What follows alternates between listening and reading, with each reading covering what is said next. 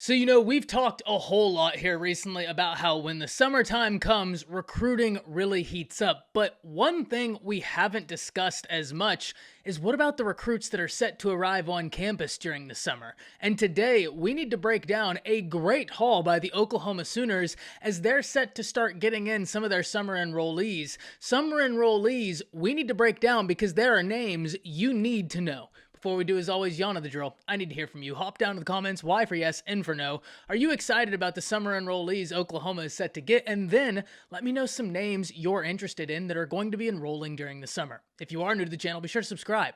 Hit that bell notification because I do constant college football content. You don't want to miss any of it. And if you enjoyed the content, like and comment down below because those interactions may seem small, but they truly are massive for content creators such as myself. But having said all that, let's jump right into this because this is a pretty comprehensive list we're about to go through, and we need to discuss what each player means to the Sooners and why they're intriguing. And we cannot start this list without first starting it off with the name I know so many OU fans are clamoring for, and that's Gentry Williams, because it is always a great deal whenever you're able to get in. A top 100 player in the nation, but the #1 player in the whole state of Oklahoma. And Gentry Williams is an incredible athlete, truly.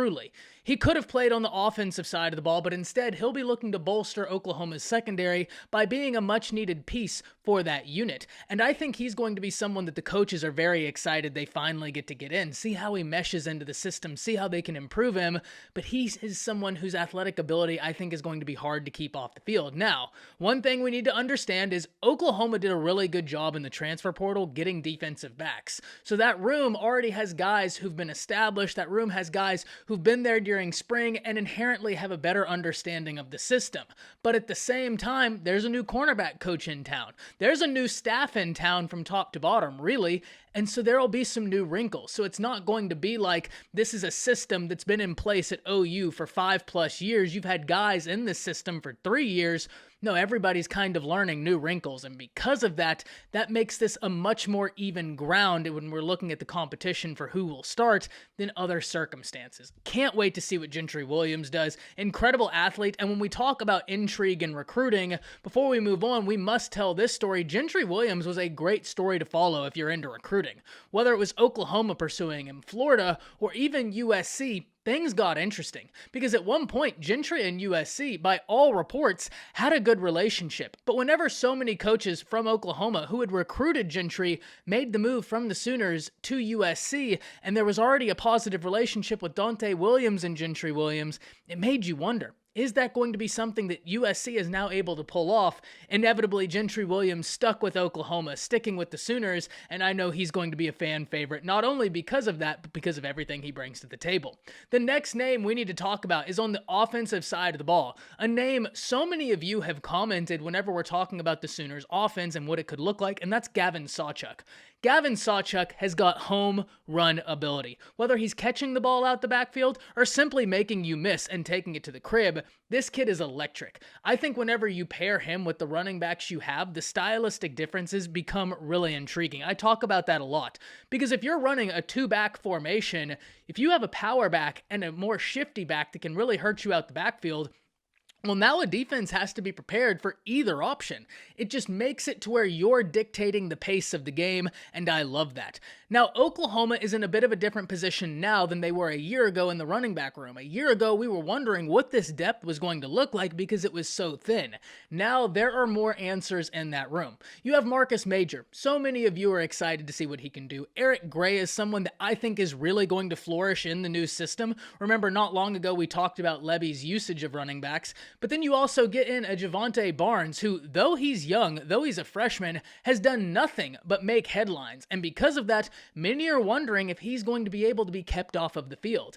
So even though you have those backs, remember, we talked not long ago about Jeff Lebby's usage at the running back position at Ole Miss, in which case he got a lot of guys involved. So though I don't think that Gavin Sawchuck will be option #1 simply because of the time he comes in and the depth at that position anyways, I wouldn't be shocked to see him contribute, especially once he gets into the strength and conditioning program. This is a guy who has a sub 11-second 100-meter dash. He has got home run speed. And if you can incorporate that into your offense, I think it really improves your chances of putting in a defense in a situation that is advantageous for the offense. So Gavin Sawchuck, a phenomenal running back, someone that the Oklahoma Sooners are very happy they got. And even if Sawchuck doesn't contribute this year, your future is really bright in that position with Javonte Barnes and Gavin Sawchuck. Those are two that I think are really going to play off of each other. Very excited to see how Levy handles it, but I also wouldn't be shocked to see Sawchuck contribute at some level this year. We can't talk about the offense without talking about offensive line, especially me. Y'all know I talk about offensive line until I'm blue in the face, and OU got some great additions. Specifically, enrolling in the summer, they have some names that I know Oklahoma fans are going to be very excited about. First and foremost, we need to talk Jake Taylor, a top 150 player in the nation, someone coming in that I know Bill Biedenbaugh is going to be very excited about. Because as Oklahoma looks to put together their offensive line going into this upcoming season, having that depth to push the unit as a whole is only going to be a good thing. As an Alabama fan, we say this constantly. Iron sharpens iron. And so whenever you have a room that's already having some competition, introducing more talented players is inevitably going to be a net positive because it's going to push everybody. If Sexton comes in here, if Jake Taylor comes in here, and they really show something, well then the older guys, they better get it together and match that, or else they could get left behind. But speaking of Sexton, we can't forget about Jacob Sexton, a top 250 player in the nation, as Oklahoma looks to continue stacking offensive line talent.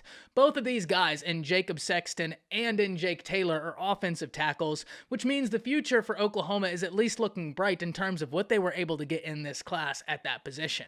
Oklahoma has Bill Biedenbaugh. We talk consistently about where he ranks among the best offensive line coaches in the nation, which in any case, he is among the best. I think you have to love what you've gotten on the offensive line. It's only going to push the unit as a whole. But what about on the defensive line? Another area I talk tirelessly about, and here's a player I'm very excited in. If I'm going to be honest, if I'm looking at this list of who Oklahoma got in their class, this is a guy I have to put near the top if you're asking me who I'm most intrigued to see, and that's Grayson Holton. Grayson Holton comes from California, a top 300 player in all of high school football, but I think he is going to have incredible upside. I think this is a guy that's going to come in and really make some noise. I'm really excited to see what Todd Bates is going to be able to do with him because I think Todd Bates is one of the best defensive line coaches in the nation. I say that consistently, and I think it's really going to show with Oklahoma's usage of their defensive line this upcoming season. But getting in Grayson Holton for a defensive line that looks to replace some guys, I think is a great thing. Once again, the same argument I made for the offensive line carries over. Iron sharpens iron, and you want as much positive depth as you can have, and Grayson Holton's a guy that every institution in the nation would have loved to have taken. A top 300 player in all of high school football that I really like what he brings to the table. But if we're talking about liking the skill set a player brings to the table and sticking with the theme of defense, Jaden Rowe is one of the nation's most intriguing prospects. 6'3", 200 plus pounds as a cornerback who, oh yeah, by the way, was just recorded at a 10.46 100-meter dash. That's blazing. That is unbelievably fast, and even faster for someone of his size and frame.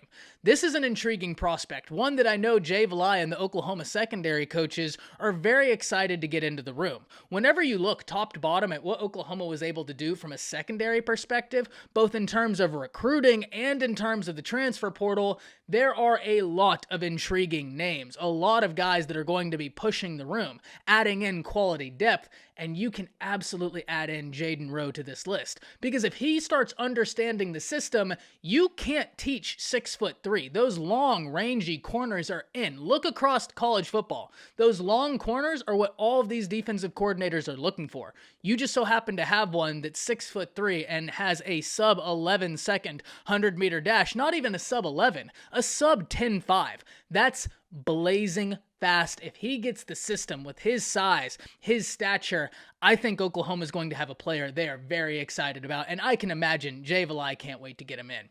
Speaking of defense and speaking of guys that I know coaches are excited to get in, there are two edge players I know Miguel Chavez has been waiting to work with. And of course, we're talking about Kevontae Henry and R. Mason Thomas. Both guys Oklahoma were able to land. Both guys you as Oklahoma fans came to me telling me how excited you were. And we'll start with Kevontae Henry because you were able to flip him. A big win for Brent Venables on the trail, really cementing that this Oklahoma class with this new staff, they're here for business. They're not messing around, and even though they experienced so much chaos, they're not going to let that stop them. R. Mason Thomas, another individual that you have to love getting in, and even more so, getting him out of the state of Florida. I talk about this all the time. Whenever we look at the top 300 players in all of high school football, a disproportionate amount of them are located in one of two states: Texas and Florida. And if we combine them, 107 of the top 300 players in all of high school football come from those two states, 57 from the state of Florida in the class of 2023. What does this mean? It means you need a pipeline. You need to be able to go into that state and win battles, especially with the recruiters that were just introduced into that sphere. Billy Napier, Mario Cristobal, and all their staffs, those guys can recruit. So for Brent Venables and company to be able to go into the state of Florida and keep a pipeline there, that's bigger than any one player. But if we are talking about the player, another guy that plays well above his star rating, R. Mason Thomas, is someone I think we need to keep an eye out on because I actually think he's got a really versatile skill set. But another individual I am really excited to see, another individual from the state of Florida, Jamarian Burt. Once again, reinforcing that argument I just gave, that soliloquy I just gave about the importance of the state of Florida. And Jamarian Burt is someone else who's got a lot of versatility. I happen to think he'll probably play in the secondary, especially when you look on 24/7 Sports and see who his primary and secondary recruiter are, both secondary coaches, but he has got that incredible skill set that allows him to play multiple different positions. Because of that, that's always an intriguing player, and especially with Brent Venables. We need to understand the type of coach Brent Venables is. He's been able to take guys and almost turn them into a quote-unquote hybrid position, and they have immense success. So could he do that with one of these guys? I don't see why not.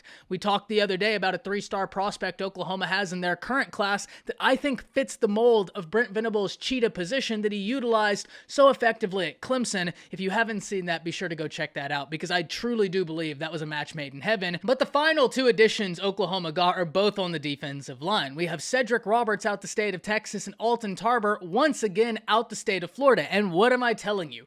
Pipelines, pipelines, pipelines. And we have no doubt that Oklahoma is going to be able to maintain a pipeline in the state of Texas. It's mandatory when your rival happens to be Texas. You must have a presence in your rival state. But being able to continuously win these battles for Florida prospects behooves the Sooners. So what is Oklahoma getting in these two individuals, Cedric Roberts and Alton Tarper? Well, two guys coming in that get to work with Todd Bates, two guys coming in that once they get a grasp of the system, I think they have some pretty good upside. If we're talking Cedric Roberts, I mean, he's 6'3", 275 pounds. And once he starts working with Schmitty, once he starts working with Todd Bates, if he develops, this is a great depth piece, something that Oklahoma really wants to maintain on that defensive front. Even though Oklahoma fans aren't as high on the rotation Alex Grinch was doing, I think one thing we can all agree, you still want that depth Alex Grinch preached about. Whether you rotate as frequently as he did, that's not the point. You still want that depth. We've seen entire rooms decimated in college football. You need an answer for that. And that's exactly what we see this staff doing.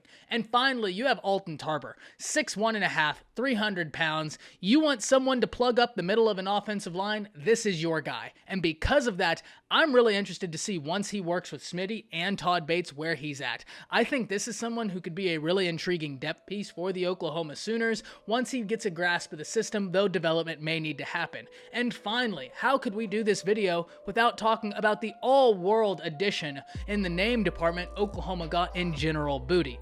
General Booty will be making his way to the Sooners, adding in necessary depth into that quarterback room, which at the end of the day is exactly what they were looking for. So, hop down in the comments. Let me know who you're interested in seeing in this recruiting class. Who do you think can contribute early? That's it.